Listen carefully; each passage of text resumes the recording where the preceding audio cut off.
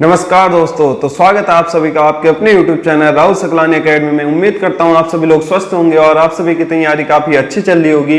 तो कल मैंने आपको संविधान संशोधन की वीडियो पूरी करा दी थी। जितने भी संविधान संशोधन है इंपोर्टेंट वो सभी हो चुके हैं। जिसने भी वीडियो नहीं देखी है वो फिर से देख लें एक बार। डिस्क्रिप्शन में मैं प्रेमबल हो गया, अनुसूची हो गया और ये तुम्हारे संविधान संशोधन की वीडियो डाल दूंगा।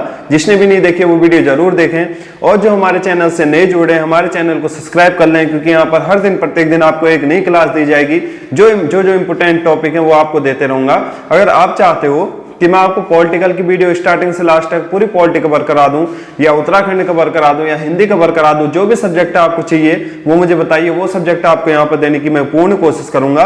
तो आज हम देखेंगे पॉलिटी का ये बहुत ही इंपॉर्टेंट टॉपिक है राष्ट्रपति। राष्ट्रपति के बारे में आज हम देखेंगे। राष्ट्रपति के बारे में पूरा कॉन्सेप्ट समझाते हुए चलूंगा बच्चों। कौन वो व्यक्ति थे, राष्ट्रपति का निर्वाचन किस आधार पर किया जाता है, single portable transferable vote system के आधार पर क्यों राष्ट्रपति का चुनाव होता है, आखिर कौन थे धरती पकड़ सिंह जो ग्राम प्रधान से लेकर के राष्ट्रपति के चुनाव तक लड़े थे लेकिन अभी तक नहीं जीते, क्यों राष्ट्रपति को 25 जुलाई को ही शपथ दिलाई जाती है, क्यों, ऐसा क्यों। तो ये सब चीजें हम जानेंगे। तो हमारे चैनल को सब्सक्राइब कर लीजिए। जो भी व्यक्ति नहीं जुड़ रखे हैं पूरा टॉपिक समझाऊंगा आपको, एक एक शब्द चलाते हुए चलूंगा कि क्या हो रहा है क्या नहीं चल रहा है करके, ठीक है। तो हम जानेंगे आर्टिकल 52। आर्टिकल 52 कहता है कि भारत का एक राष्ट्रपति होगा।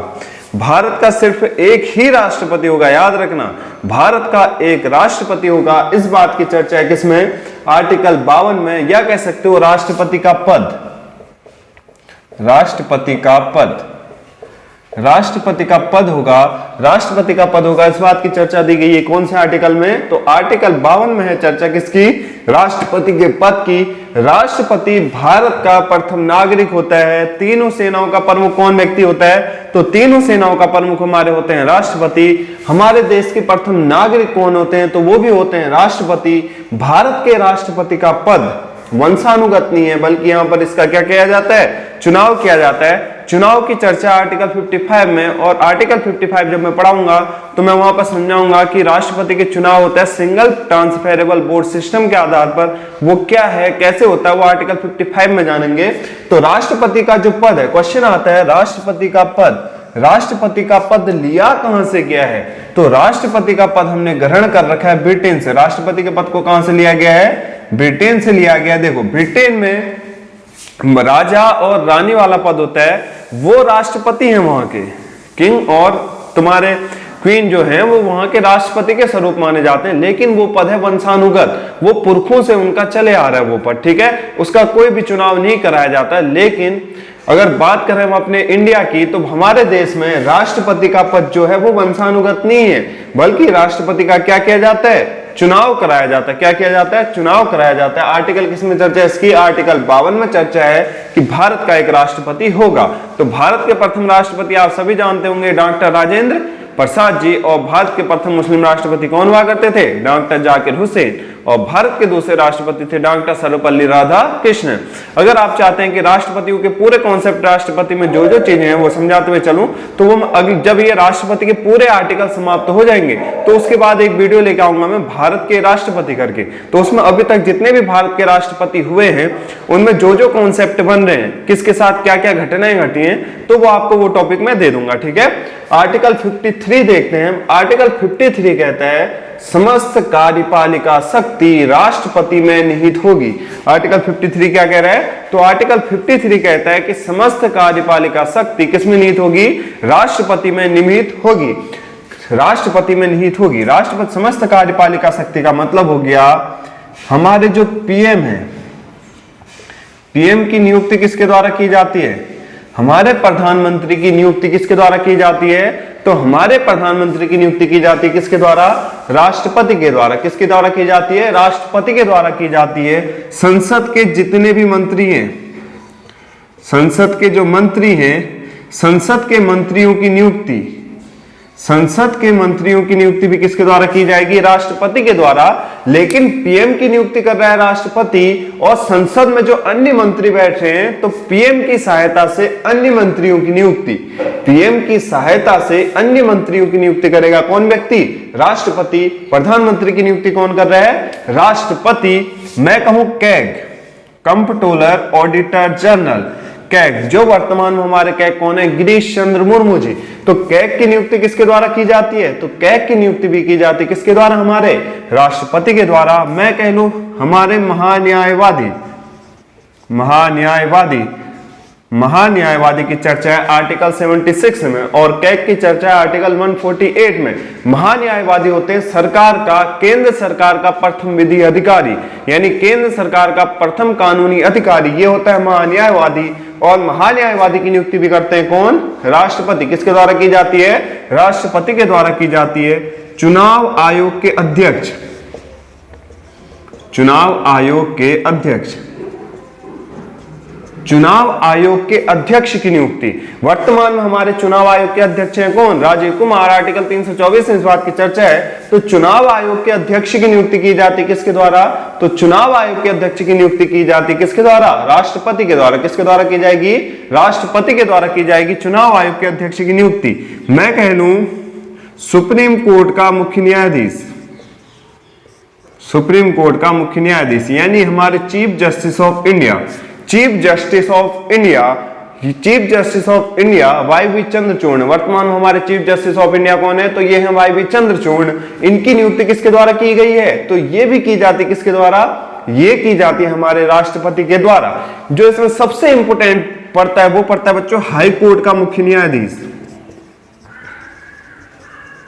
हाई कोर्ट का मुख्य न्यायाधीश। मैं इसलिए कह रहा हूं इंपोर्टेंट क्योंकि हाई कोर्ट क्वेश्चन पूछा जाता है कि हाई कोर्ट के मुख्य न्यायाधीश की नियुक्ति किसके द्वारा की जाती है, तो अधिकतर बच्चे इसका आंसर मारते हैं क्या, राज्यपाल के द्वारा। क्यों, क्योंकि राज्य में होता है क्या, हाई कोर्ट, और केंद्र का क्या होता है, सुप्रीम कोर्ट। तो हाई कोर्ट के मुख्य न्यायाधीश की नियुक्ति भी की जाती है। Chief justice of Uttarakhand high court कह लूं, या chief justice of Rajasthan high court कह लूं, chief justice of Kerala high court कह लूं, जितने भी हाई कोर्ट के मुख्य न्यायाधीश हैं उन सभी की नियुक्ति भी की जाएगी किसके द्वारा, राष्ट्रपति के द्वारा की जाएगी। ये शक्तियां होती है राष्ट्रपति की, कौन सी, कार्यपालिका शक्ति।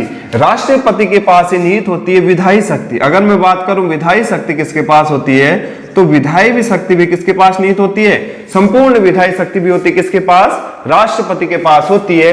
कोई भी विधेयक है, मैं कहूं कोई भी विधेयक हो, कोई भी विधेयक है, मैं कह लूं धन विधेयक, धन विधेयक हमेशा रखा जाता है लोकसभा में, लेकिन धन विधेयक को रखने से पहले राष्ट्रपति की पूर्वानुमति लेनी पड़ती है।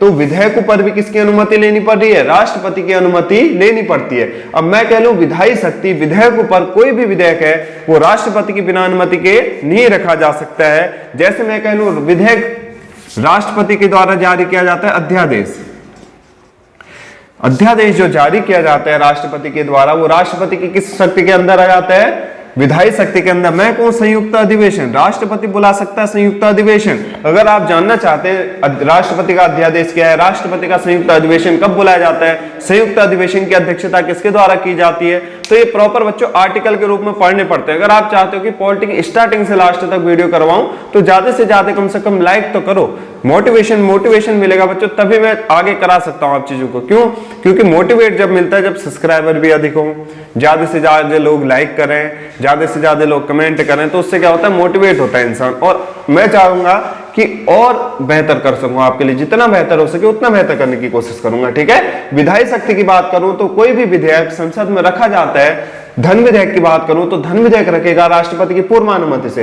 राष्ट्रपति की विधायी शक्ति के अंदर ही आता है राष्ट्रपति का अध्यादेश। राष्ट्रपति अध्यादेश जारी कर सकता है किस शक्ति के अंदर, विधायी शक्ति के अंदर। मैं कहूं राष्ट्रपति बुला रहा है संयुक्त अधिवेशन, तो किस शक्ति, किस तहत बुलाता है, विधायी शक्ति के तहत। मैं कहूं राष्ट्रपति लोकसभा को भंग कर सकता है, तो ये कौन सी शक्ति हो जाएगी, राष्ट्रपति की विधायी शक्ति। विधायी शक्ति के तहत राष्ट्रपति क्या कर सकता है, लोकसभा को क्या कर सकता है, भंग कर सकता है, ठीक है। राष्ट्रपति अध्यादेश जारी कर सकता है, संयुक्त अधिवेशन बुला सकता है, धन विधेयक पर पूर्वानुमति लेनी पड़ती है, लोकसभा को राष्ट्रपति क्या कर सकता है, भंग कर सकता है, ठीक है। ये बात होगी राष्ट्रपति की कौन सी शक्ति की, राष्ट्रपति की कार्यपालिका शक्ति की। राष्ट्रपति के बिना कुछ भी नहीं है, ये कहना चाह रहा है कौन सा आर्टिकल, आर्टिकल 53।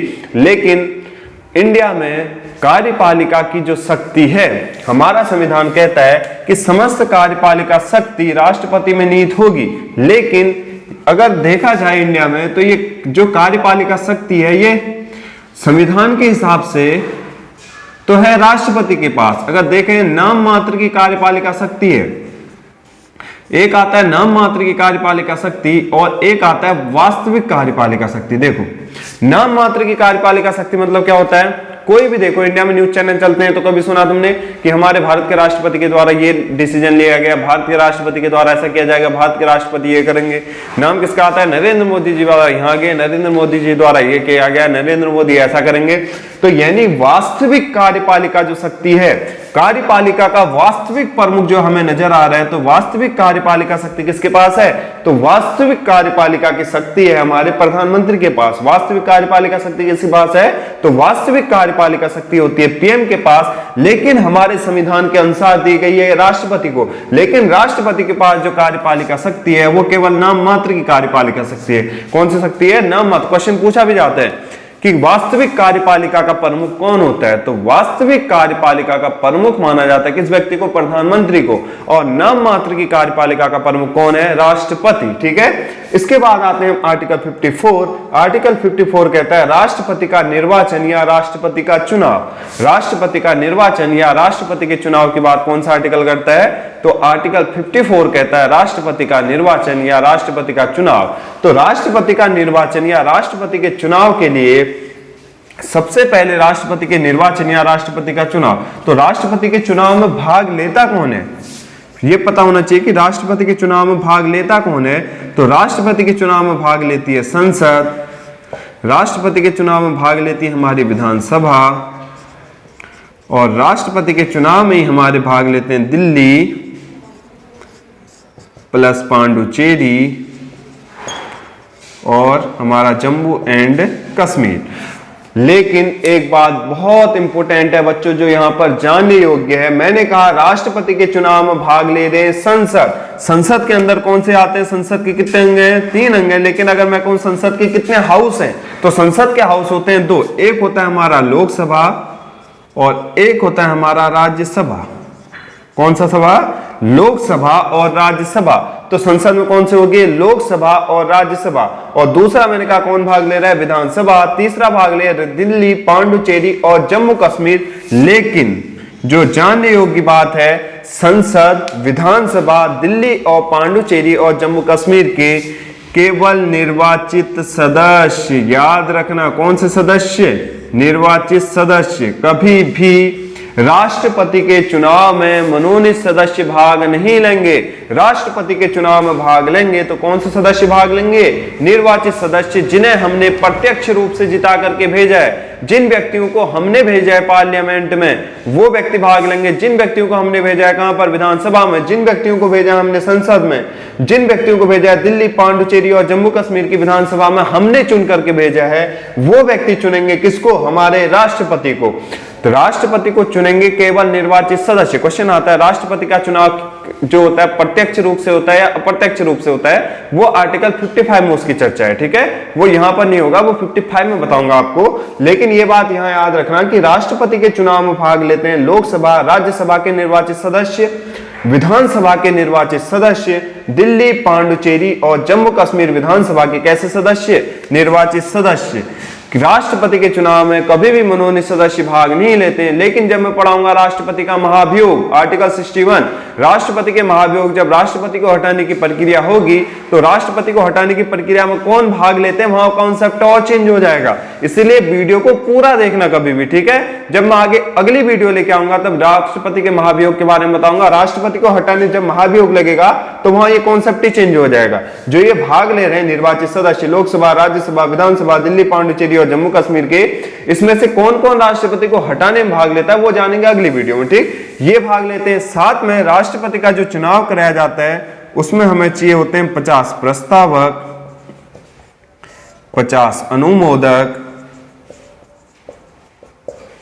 50 प्रस्तावक, 50 अनुमोदक और 15,000 रुपए की जमानत धनराशि। जमानत धनराशि। अब मैंने कहा राष्ट्रपति के चुनाव में ले रहे हैं कितने प्रस्तावक, 50 प्रस्तावक, 50 अनुमोदक और 15,000 रुपए की जमानत धनराशि। देखो बहुत सारे चैनल क्या कहते हैं, 50 प्रस्तावक भाग लेंगे, 50 अनुमोदक, 15,000 रुपए की जमानत धनराशि। अब बच्चों को पता ही नहीं होता प्रस्तावक कौन है, अनुमोदक कौन है। जब पता ही नहीं है, कॉन्सेप्ट ही क्लियर नहीं है, तो पढ़ के कोई फायदा नहीं बच्चों।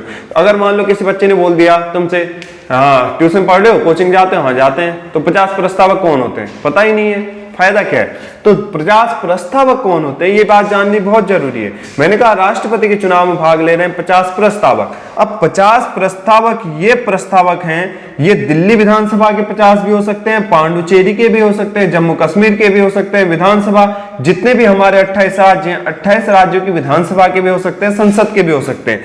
केवल 50 सदस्य चाहिए। मैंने कहा उत्तराखंड की हमारी विधानसभा है, उत्तराखंड की विधानसभा में कितने सदस्य, 70 सदस्य। 70 में से 20 सदस्य कह रहे हैं हम धामी जी को चाहते हैं राष्ट्रपति। मैंने कहा उत्तराखंड विधानसभा से 20 सदस्यों ने कहा हम राष्ट्रपति चाहते हैं, किसको, धामी जी को।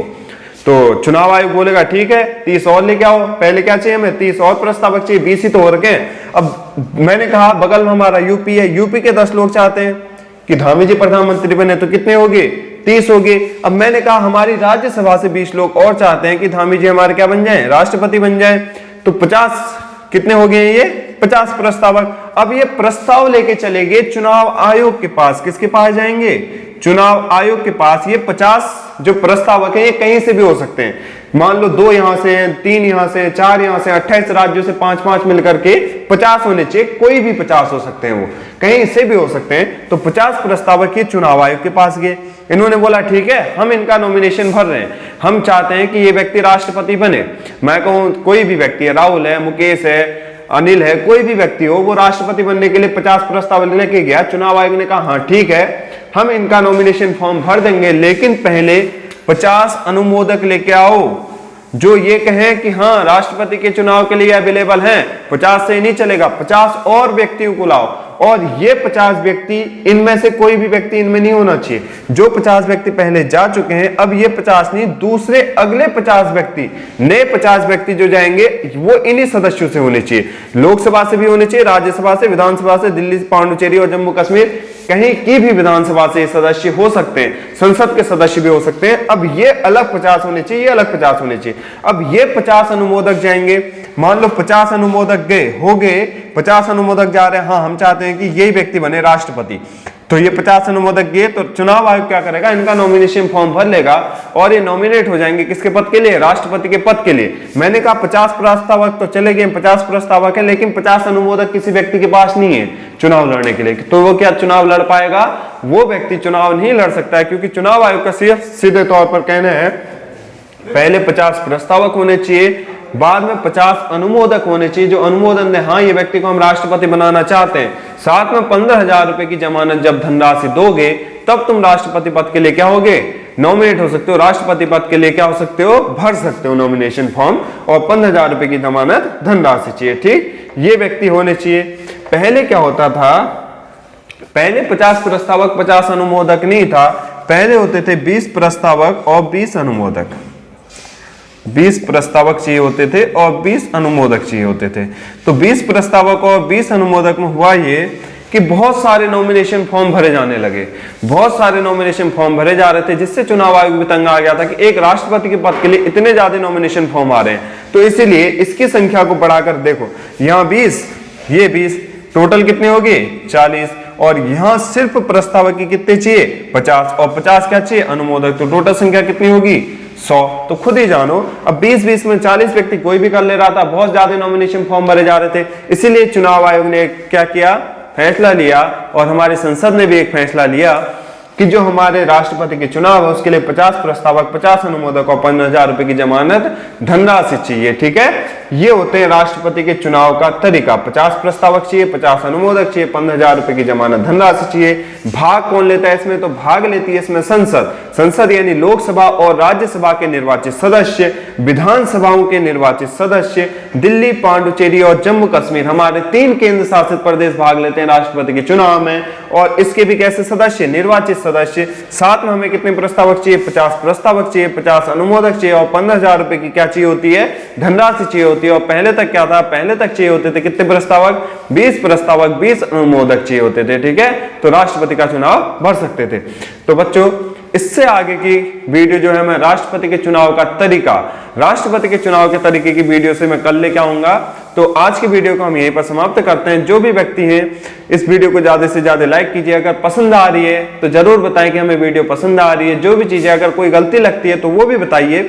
अगर स्पीड थोड़ा धीमी लग रही है, स्पीड लग रही है, आवाज में ऐसा लग रहा है कि बहुत जल्दी जल्दी सर बोल रहे हैं या बहुत धीरे धीरे बोल रहे हैं, तो वो भी बताइए। ठीक, तो आज की वीडियो को यहीं पर विराम करते हैं। जय हिंद, जय भारत।